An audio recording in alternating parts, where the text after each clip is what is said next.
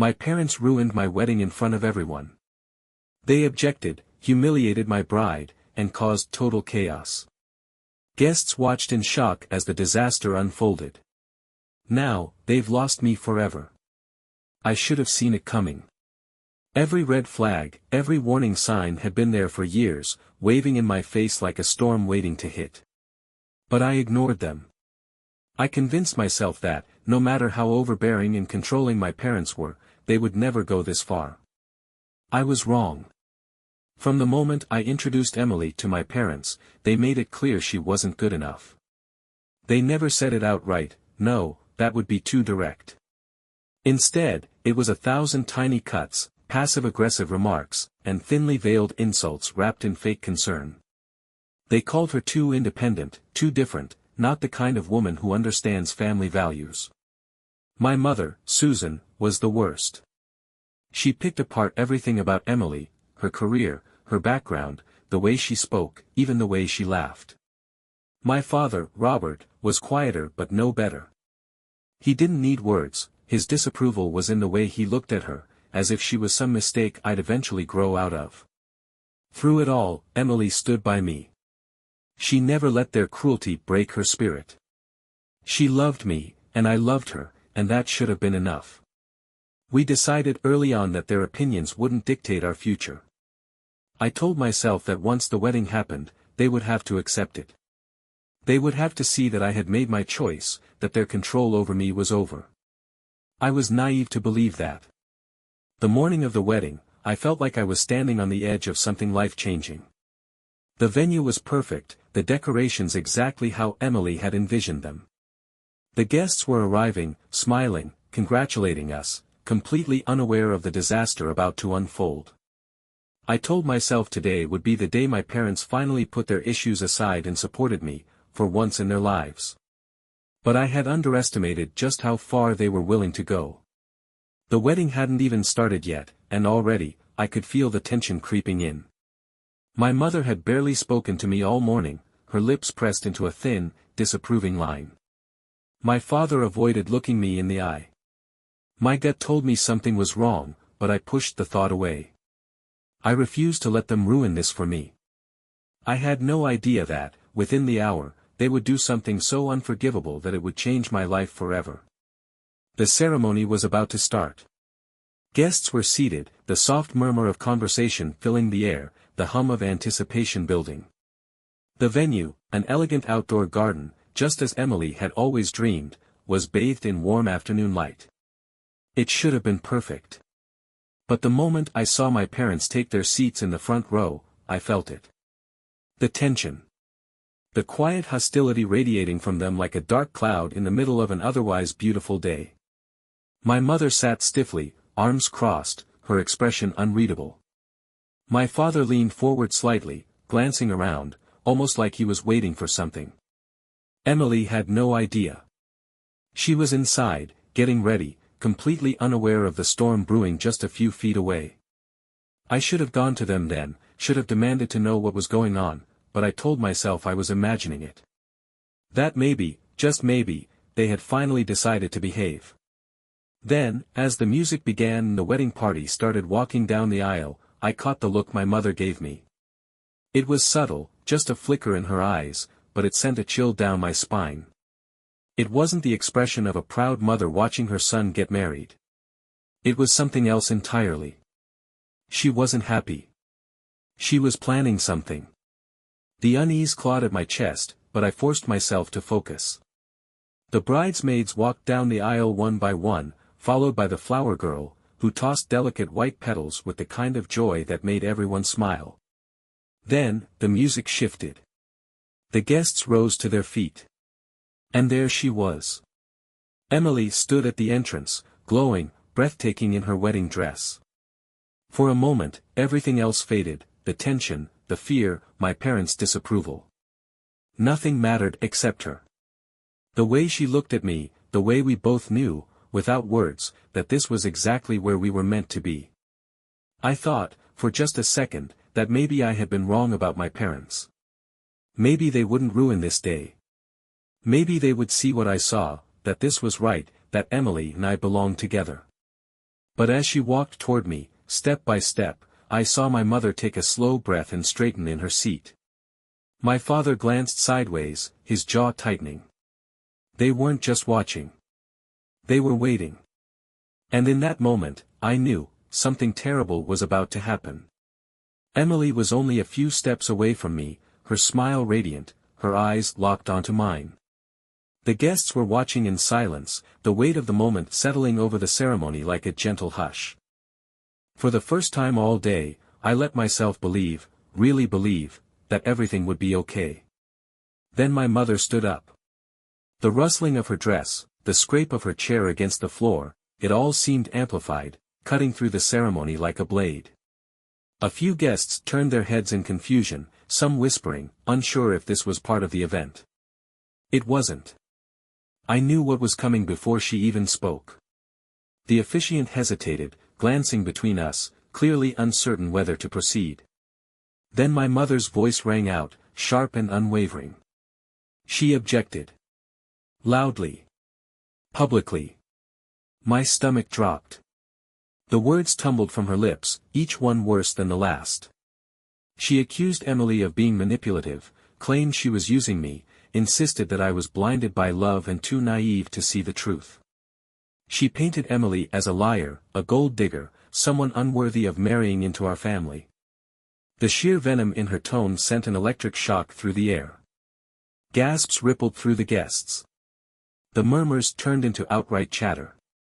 Emily froze mid-step, her face draining of color.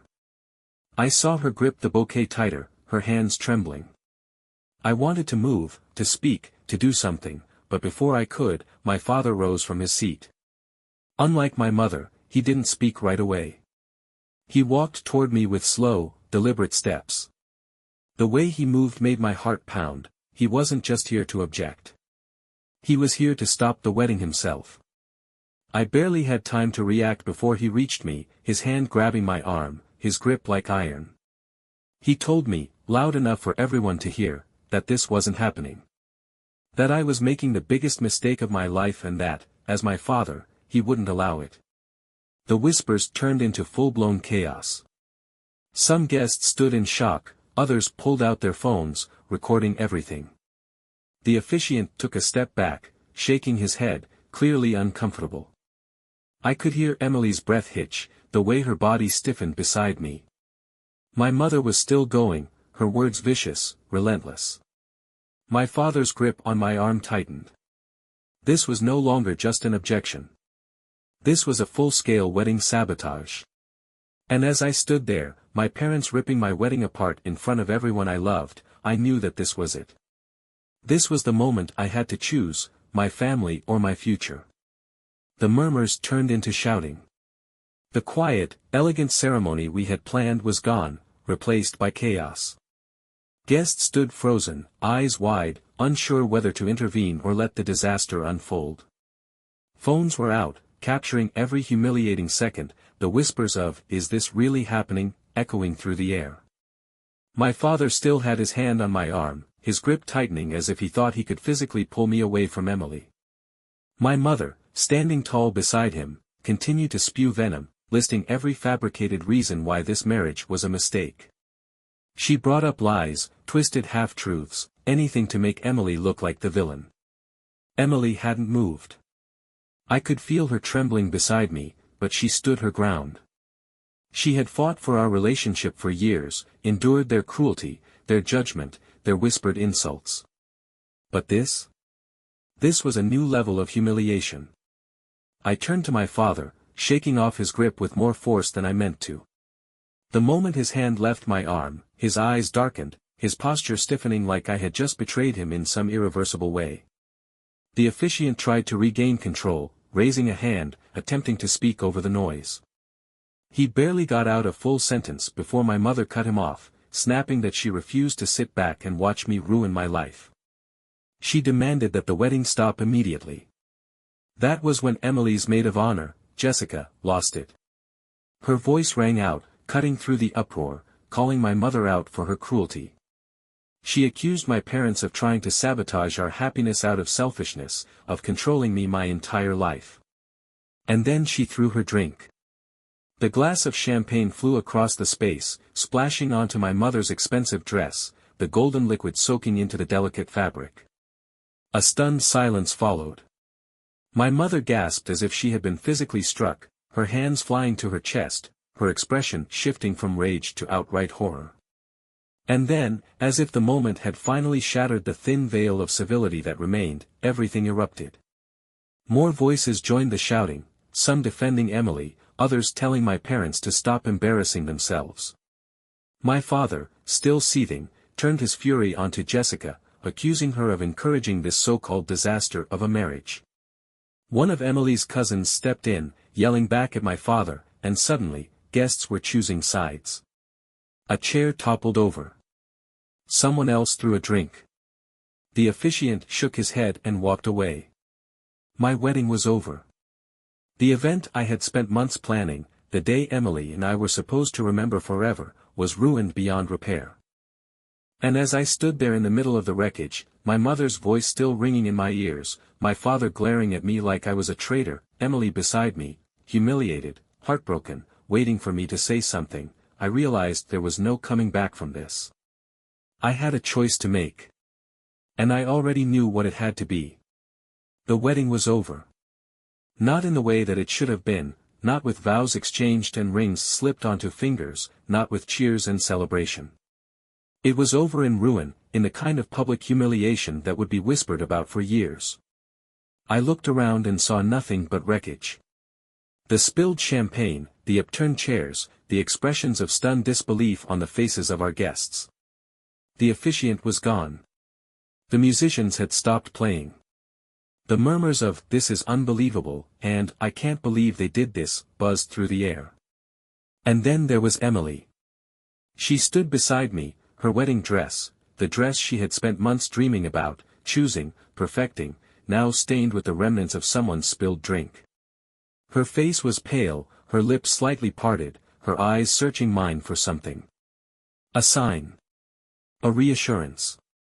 A single word to confirm that, despite everything, we were still standing.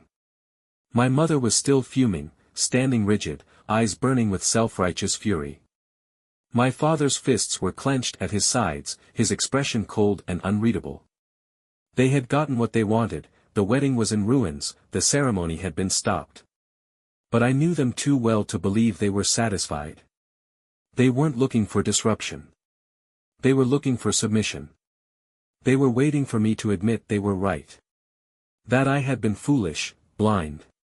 That I would walk away from Emily and fall back into the carefully constructed life they had built for me. That I would be their son again. But as I stood there, taking in the wreckage they had caused, something in me snapped. This wasn't just about Emily anymore. It wasn't just about the wedding. This was every moment of control, every manipulation, every time they had made me feel like I owed them my life simply because they had given it to me. This was about the way they had never respected me, my choices, or the person I had grown to be. And I was done. The words came before I even had time to think them through, but I knew, I meant every single one. I told my parents that this was it. That they had made their choice, and now I was making mine. That they weren't just losing the battle against my wedding, they were losing me. I told them that I never wanted to see them again. My mother's mouth fell open in shock. My father stiffened, as if he hadn't actually considered the possibility that I would choose her over them. That I would walk away. But that was exactly what I did. I turned to Emily, my future, my real family, and took her hand. Without another word, without another glance at the people who had ruined our day, I walked away. From the wedding. From the disaster. From them. Walking away should have felt like relief. It should have been the moment I finally reclaimed my life, shut the door on my parents' control, and left behind the chaos they had created. But as Emily and I stepped away from the wreckage of what should have been our wedding, reality sank in. We had just left our own ceremony. There had been no vows, no kiss, no celebration.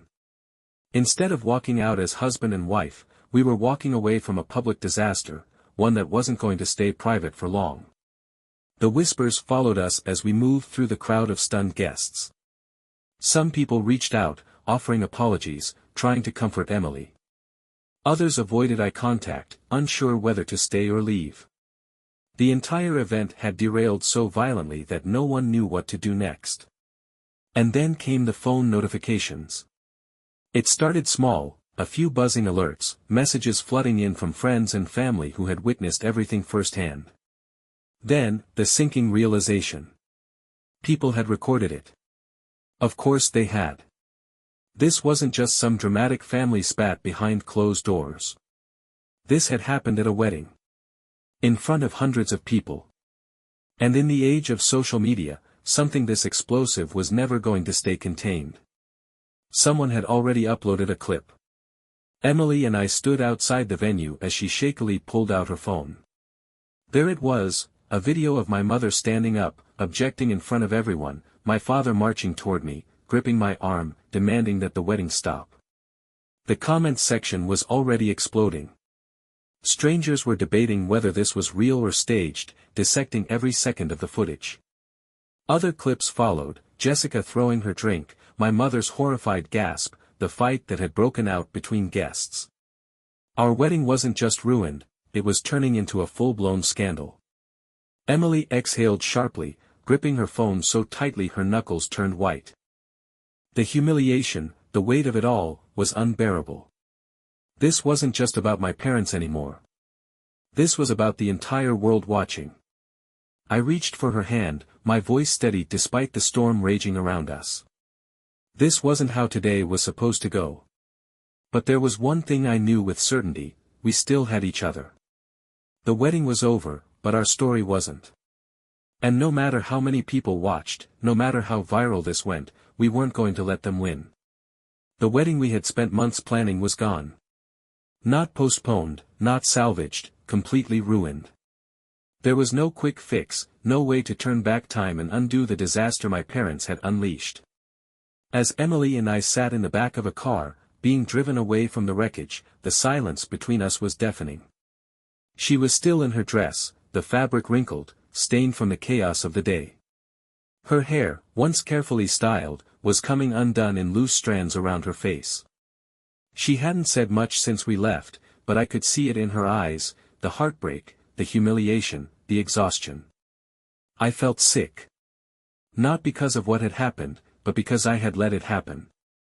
I had spent years ignoring the warning signs, convincing myself that my parents would eventually come around, that they would respect my choices.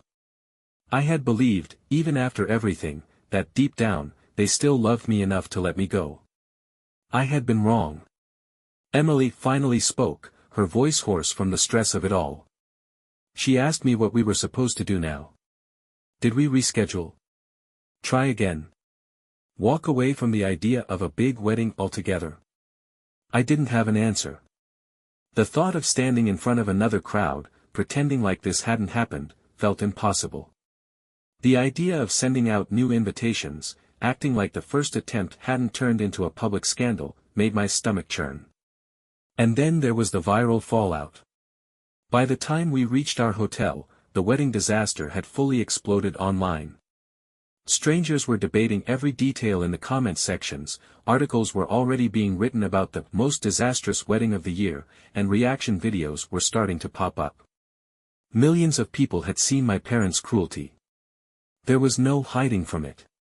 No undoing it. But as I looked at Emily, sitting on the edge of the hotel bed, her head in her hands, I realized something. We didn't need a wedding to prove anything. Not to my parents, not to the world, and certainly not to each other. The vows, the ceremony, the rings, those things were just symbols. What mattered was that we had already chosen each other. The wedding was gone. But our marriage? That was still ours. And I wasn't about to let my parents take that away from us, too. Sitting in that hotel room, still dressed in what should have been our wedding attire, I made a decision, we weren't letting my parents take this from us. They had already taken enough. My childhood, my sense of independence, my ability to believe they could ever change. But they weren't going to take away my marriage. Emily looked at me, exhaustion still etched into her face, and asked what we were supposed to do now. There was sadness in her voice, but also something else, a quiet resilience. She had spent years dealing with their cruelty, fighting for our love when she never should have had to. She deserved better. I told her we didn't need the big wedding. We didn't need a redo, a second attempt to prove something to the world. What mattered was that we still wanted this, still wanted each other. Her eyes softened, and for the first time since we left the venue, she smiled. We weren't going to let them win. The next morning, we made it official. Just us. No guests, no decorations, no family. We found a courthouse, signed the paperwork, and exchanged the vows we had planned to say in front of hundreds of people, but instead, we said them to each other. It was quiet. Simple. Ours. There was no chaos, no screaming, no viral disaster.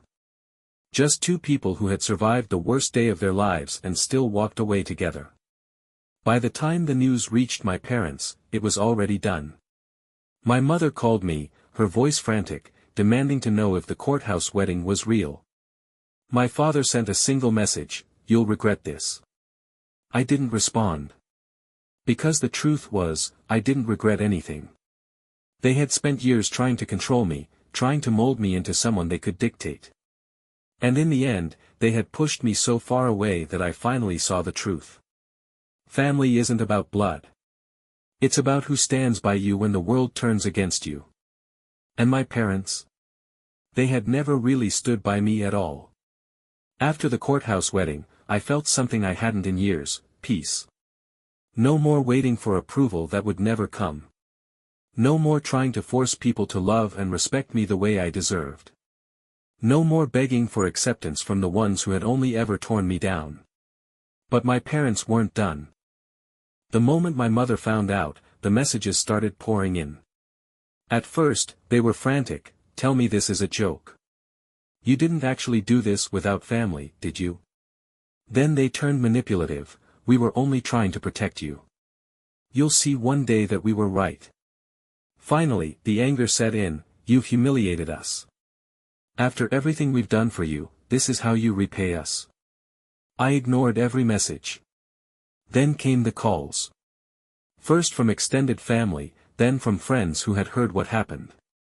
My parents were spinning the story, making themselves out to be the victims. They told people that I had abandoned them, that I had married Emily out of spite, that they had only objected because they were trying to save me from a mistake. They took no responsibility. No acknowledgement of what they had done. It would have been so easy to get sucked back in, to fall into the trap of explaining, defending, justifying. But I didn't. Because I finally understood, it didn't matter what I said. They would never see themselves as the problem. They had built an entire narrative around their own righteousness, and nothing I did or said would ever change it. So I made my decision. I blocked them. All of them. My mother, my father, the relatives who took their side without ever bothering to hear mine. The moment I did, it felt like a weight had been lifted off my chest, the weight of years of emotional control, guilt, and expectations. Emily and I started fresh. We moved away, leaving behind the place where my parents' influence had dictated so much of my life. And for the first time, I was building something without them. A life that was truly mine. I didn't regret a thing. They had spent my whole life trying to control me. And in the end, they had only succeeded in pushing me away forever. Cutting my parents off wasn't easy. There were moments when the weight of it all hit me, when I thought about the fact that I would never call them again, never spend another holiday pretending things were fine, never hear an apology that would never come. But those moments were brief, and they were always followed by something stronger. Relief. For the first time in my life, I wasn't living under their control. I wasn't walking on eggshells, waiting for the next criticism, the next manipulation, the next reminder that no matter what I did, I would never be enough for them. Emily and I built our life together, far away from the chaos they had created. We had our own quiet moments, free from their judgment. We made our own traditions, celebrated our love on our own terms. We were happy. The wedding, the one they had destroyed, became a story we told with laughter instead of pain. The viral disaster that had once been a source of humiliation turned into something we could joke about late at night, wrapped in each other's arms. It had been a breaking point, yes. But it had also been the beginning of something better. My parents had tried to ruin my happiness. Instead, they gave me the greatest gift they ever could, the clarity to finally walk away. I don't miss them. Not really. I miss the idea of what parents should be, the love and support they were supposed to give me. But I have learned that some losses are necessary. Because family isn't about blood. It's about who stands by you when it matters most. And my parents? They had never truly stood by me at all.